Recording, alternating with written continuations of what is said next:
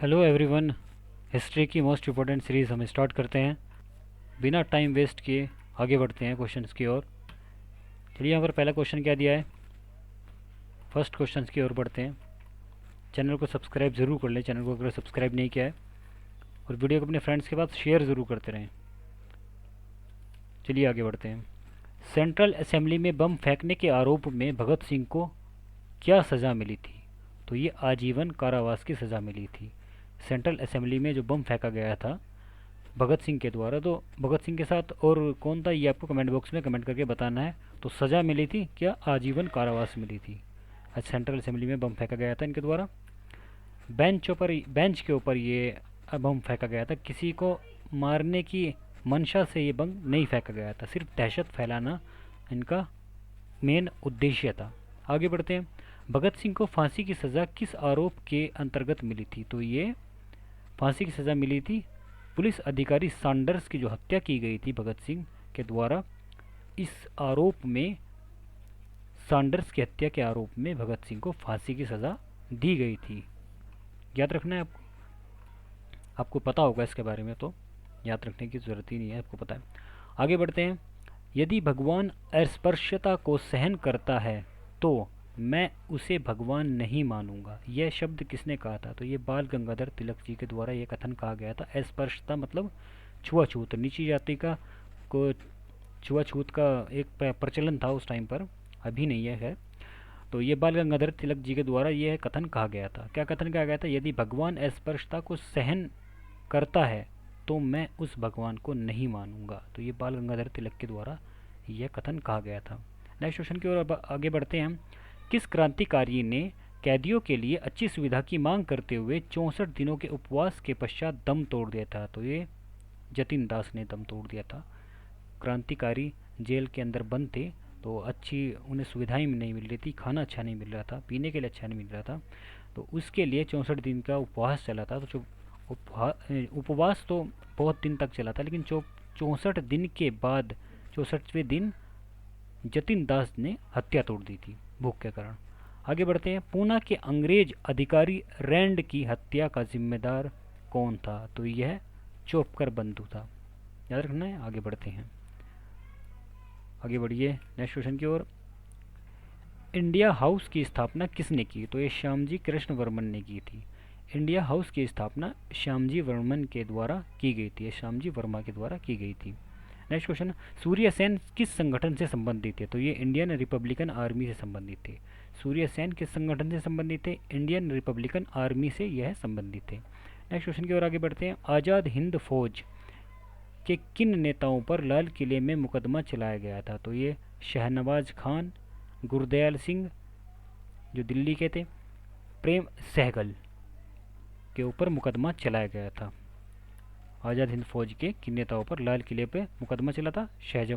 शहनवाज खान, गुरदयाल सिंह दिल्ली और प्रेम सहगल के ऊपर यह मुकदमा चलाया गया था। मोस्ट इंपोर्टेंट क्वेश्चन है, आगे ये याद रखना है, आगामी परीक्षा में पूछे गए और पूछा जा सकता है आगे भी। तो भारत छोड़ो आंदोलन के दौरान बलिया में किसने समानांतर सरकार स्थापित की थी? तो ये चीतू पांडे ने की थी। भारत छोड़ो आंदोलन के दौरान बलिया में किसने समानांतर सरकार स्थापित की थी? तो ये चीतू पांडे के द्वारा स्थापित की गई थी। याद रखना है। 1857 के विद्रोह के किस नेता का नाम डोंडू पंत था? तो नाना साहब का नाम था डोंडू पंत। ये आपको याद रखना है, इसको कहेंगे ढोंडू पंत नाम था। आगे बढ़ते हैं। बहादुर शाह द्वितीय को किसने गिरफ्तार किया था? तो ये हडसन के द्वारा गिरफ्तार किया गया था बहादुर शाह द्वितीय को। याद रखना है, इंपॉर्टेंट क्वेश्चन है। आगे बढ़ते हैं। 1857 के विद्रोह को भारत का प्रथम स्वतंत्रता संग्राम के नाम से भी जाना जाता है। तो किस इतिहासकार ने यह कहा था? तो ये है बी.डी. सावरकर जी के द्वारा कहा गया था कि 1857 के विद्रोह को भारत का प्रथम स्वतंत्रता संग्राम कहा गया था, बी.डी. सावरकर जी के द्वारा। आगे बढ़ते हैं क्वेश्चन के नेक्स्ट क्वेश्चन की ओर। वीडियो को अपने फ्रेंड्स के पास शेयर ज़रूर करते रहें, और चैनल को सब्सक्राइब नहीं किया, चैनल को सब्सक्राइब ज़रूर कर लें। आगे बढ़ते हैं क्वेश्चन की ओर। क्या कह रहा है? कलकत्ता में हिंदू कॉलेज और वेदांत कॉलेज की स्थापना किसने की थी? तो ये राजा राम मोहन जी के द्वारा कलकत्ता में हिंदू कॉलेज और वेदांत कॉलेज की स्थापना की गई थी। याद रखना है, हिंदू कॉलेज और वेदांत कॉलेज के संस्थापक कौन है? राजा राम मोहन राय। इंपॉर्टेंट क्वेश्चन है, एग्जाम में पूछा गया है। आगे बढ़ते हैं। किस मुस्लिम समाज सुधारक को अंग्रेजों ने नाइटहुड की उपाधि प्रदान की थी? तो सर सैयद अहमद खां को किसकी उपाधि दी गई थी? नाइटहुड की उपाधि दी गई थी। मुस्लिम समाज सुधारक सर सैयद अहमद खां को नाइटहुड की उपाधि अंग्रेजों के द्वारा दी गई थी। आगे बढ़ते हैं। भारतीय साम्यवादी पार्टी की स्थापना कहाँ हुई थी? तो ये ताशकंद में हुई थी। भारतीय साम्यवादी पार्टी की स्थापना ताशकंद में हुई थी, याद रखना, इंपॉर्टेंट क्वेश्चन। आगे बढ़ते हैं। बंगाल का विभाजन कर्जन लॉर्ड कर्जन वायसराय के समय हुआ।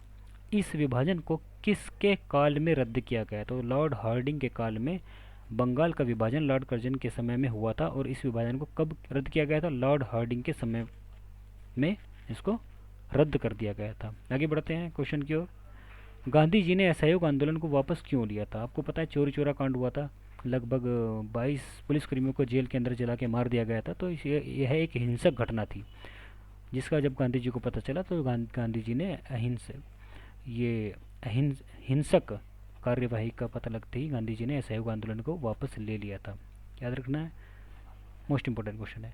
सरदार वल्लभ भाई पटेल ने गुजरात के किस आंदोलन में प्रथम बार सक्रिय भूमिका निभाई? तो खेड़ा सत्याग्रह में किसने निभाई थी? सरदार वल्लभ भाई पटेल जी के द्वारा। और खेड़ा कहाँ पर है? गुजरात में है। तो खेड़ा सत्याग्रह कब हुआ था? 1918 में खेड़ा सत्याग्रह हुआ था। और 1918 में ही खेड़ा सत्याग्रह से पहले जो सत्याग्रह हुआ था वह हुआ था अहमदाबाद मील मजदूर आंदोलन हुआ था। ठीक है, नेक्स्ट क्वेश्चन की ओर बढ़ते हैं।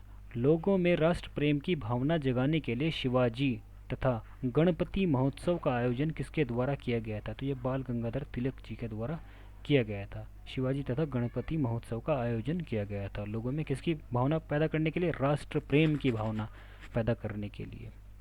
इंपॉर्टेंट क्वेश्चन है, आगे बढ़ते हैं। वीडियो को शेयर जरूर करते रहे अपने फ्रेंड्स के पास। स्वदेशी आंदोलन कब प्रारंभ हुआ था? तो ये बंगाल विभाजन के विरुद्ध छेड़े गए आंदोलन के समय। स्वदेशी आंदोलन का प्रारंभ कब हुआ था? बंगाल विभाजन के विरुद्ध छेड़े गए आंदोलन के समय। आगे बढ़ते हैं। ब्रिटिश सरकार ने किस योजना के द्वारा भारत छोड़ने तथा भारत के विभाजन के विरुद्ध की घोषणा की थी? तो ये माउंटबेटन का जो योजना थी उसके तहत, याद रखना, इंपॉर्टेंट क्वेश्चन है और एग्जाम में बार बार रिपीट हुआ भी है। आगे बढ़ते हैं। भारत एक खोज नामक पुस्तक किसके द्वारा लिखी गई थी? तो भारत एक खोज पंडित जवाहरलाल नेहरू के द्वारा यह बुक लिखी गई थी। एग्जाम में पूछी गई है कई बार ये, भारत एक खोज पंडित जवाहरलाल नेहरू जी के द्वारा लिखी गई पुस्तक है ये। आगे बढ़ते हैं। माउंटेग्यू चेम्सफोर्ड सुधार का मुख्य प्रावधान क्या था? तो यह द्वैध शासन प्रणाली लागू करना था। माउंटेग्यू चेम्सफोर्ड सुधार का प्रमुख जो मुख्य प्रावधान था यह था द्वैध शासन प्रणाली को लागू करना। नेक्स्ट क्वेश्चन की ओर बढ़ते हैं हम। 1856 में विधवा पुनर्विवाह कानून किसके प्रयासों से बनाया गया था? तो ये ईश्वर चंद्र विद्यासागर के किससे प्रयासों से बनाया गया था, ये आपको याद रखना है, इंपॉर्टेंट क्वेश्चन है, एग्जाम में बार बार ये क्वेश्चन रिपीट हो रहे हैं। अगर आपने अभी तक इस चैनल को सब्सक्राइब नहीं किया, चैनल को सब्सक्राइब करते रहें और सभी ये वीडियोस अपने फ्रेंड्स के पास भी शेयर करते रहें। जितने भी हम ये वीडियोस कवर करा रहे हैं ये सभी एग्ज़ाम्स के अंदर इन वीडियो में से क्वेश्चंस पूछे जा रहे हैं। और जो भी आप किसी भी कंपटीशन की तैयारी कर रहे हैं या स्टेट पीसीएस की तैयारी कर रहे हैं, हाई कोर्ट की, इलाहाबाद हाई कोर्ट की और जितनी दिल्ली हाई कोर्ट की, Jharkhand high court, Bihar high court और जितने भी पैट के एग्ज़ाम होते हैं, एमपी के स्टेट पीसीएस की तैयारी कर रहे हैं, तो ये वहाँ पर अगर हिस्ट्री के क्वेश्चंस पूछे जा रहे हैं, ये पूछे जाते हैं हिस्ट्री के क्वेश्चन, जहाँ पर भी हिस्ट्री के क्वेश्चन पूछे जाते हैं, तो ये जितनी भी सीरीज़ हमारी चल रही है, लगभग हम 43 के करीब वीडियोस कवर करा चुके हैं। जितनी भी वीडियोस में हमने क्वेश्चंस कवर कराए हैं, यहाँ से क्वेश्चंस आने की बहुत संभावनाएं हैं, क्योंकि ये जितने भी क्वेश्चंस हैं ये प्रीवियस एग्ज़ाम्स में पूछे गए हैं। प्रीवियस ईयर के जो क्वेश्चन पेपर हैं वहाँ से ये क्वेश्चन उठाए गए हैं। मैंने यूनिवर्सिटी के एग्ज़ाम्स भी देखे हैं जो हिस्ट्री से, जैसे कि ग्रेजुएशन का हिस्ट्री का एंट्रेंस की कोई तैयारी कर रहा है, CUET की तैयारी कर रहा है, वहाँ पर भी ये क्वेश्चंस रिपीट हो रहे हैं। बहुत से क्वेश्चन पूछे जा रहे हैं, हर वीडियो में से एक दो क्वेश्चन पूछे जा रहे हैं।